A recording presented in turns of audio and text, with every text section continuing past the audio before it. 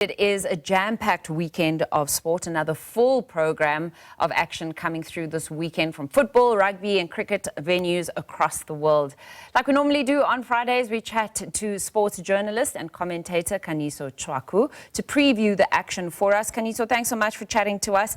Let's start off with a very interesting story in the world of athletics. Benjamin Richardson, who was born in Ireland, then came to South Africa, is now deciding to switch his allegiance to represent Ireland. If he gets this right, because normally the duration is 3 years, and you'll give us more explanations and insight into this, but if he does this, he'll never be able to represent South Africa again. What prompted the move, and what do you make of the story as you've been looking at it? Good morning, Stacey, and good morning to the viewers. Look, it took me by surprise. Having actually seen him actually participate in some of the local athletics meets. But look, if you look at the depth that is available in South African athletics, there will be an event or three that you'll have to miss out on as an athlete. But there was something cryptic that was, I think it was by Wade for Neil Kick about the support that South African athletes need leading into major events. Maybe that could have played a reason in his exit, while changing his national allegiance from South Africa to the Republic of Ireland. Look, so it will be a big loss, but I mean, the change of national allegiance is nothing new in athletics. So I think his reasoning, I think once if he avails himself probably to explain why he's changed his national allegiance, those views will be quite interesting. But all the best to him. But he will be, if you look at how he's developed as an athlete, it will be quite a significant loss for South African athletics. Yep, he represented us in the 2024 Olympic Games in Paris.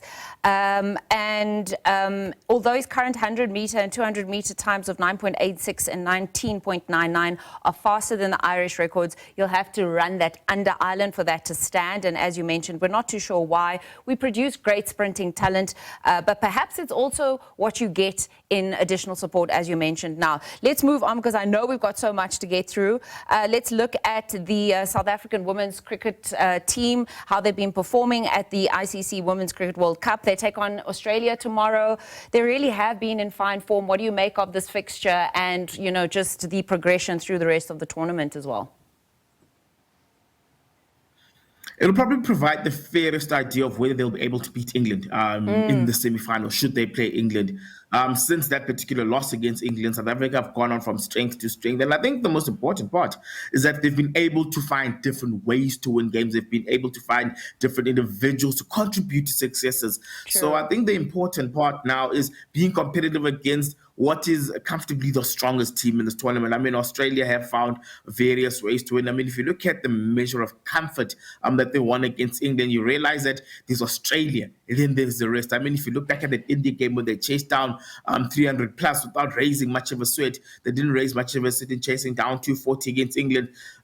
They found a way to win against Pakistan when they were against the ropes. So this is an Australian side that if you look at every base that they have, that base is covered. So I think for this South African team, they did the first part very well in qualifying for the semi-finals without having to rely on any other results. I think the key part with this game, I don't expect them to win, but I think the key part is how deep they take this game and what lessons will it give them ahead of what is a prospective semi-final against England, because surely this is a team will want to avoid for the playoffs, and I don't think South Africa want to finish fourth and face Australia again in the semi-finals. Yeah, I was going to ask you what lessons they could extract from this. I've got just a few more minutes left. What's going on with the Sharks? I've been reading some, analysis, and I think you mentioned that we actually shouldn't write them off. There's a lot that they need to be doing, and then there's a lot that they are doing. But the question still remains: what is going on with the Sharks in the United Rugby Championship? The challenge with the URC is that you can start well and finish badly and still be in contention for playoff spot. Yeah. But if you start badly, it's difficult to recover because there's so many games. There's the Champions Cup. Look, I mean, even John Plumtree is finding it difficult to pinpoint it. I asked him at yesterday's press conference if he is under pressure, and he said yes. He is under pressure because the start is similar to his first season back at the Sharks, where they lost the first 5 games and they simply just couldn't recover from that. Look, I mean, the Sharks do have a significant contingent of Springboks that can and will disrupt their season preparations. But that, I mean, that's no excuse. I mean, last week's result was very disappointing. Yes, he did explain that they only had 2 training days leading into the Ulster game, but still, you expect a team of that caliber and quality to beat Ulster. So look, even this week, you expect them to beat the Scarlets when they play them in Durban, but look, they've picked 15 Springboks across the match 23 for them to do that. But then again, after that, they've got away games when they come back from the break against Connacht. Then it's the Champions Cup. So this game is probably one of their most important this season. I suspect that if the Sharks don't win on Saturday, there may be a bit more question marks. But I think there's a lack of cohesion with the Sharks with regarding to how they play with the Springboks and how they play without them. And I think John Plumtree is just struggling to manage that fine line between playing with the Boks and playing without them. To strike that balance. Okay, I've got just over a minute left. I was going to ask you about the Carling Knockout Cup, but I think we should rather talk about continental football, CAF Champions League and Confederation Cup fixtures coming up quickly. Big games. Sundowns did their business in Nigeria, so they should progress to the next round. Pirates, on the other hand, they've got the biggest task this weekend. I mean, overturning a 3-0 deficit is going to be the stuff of legends.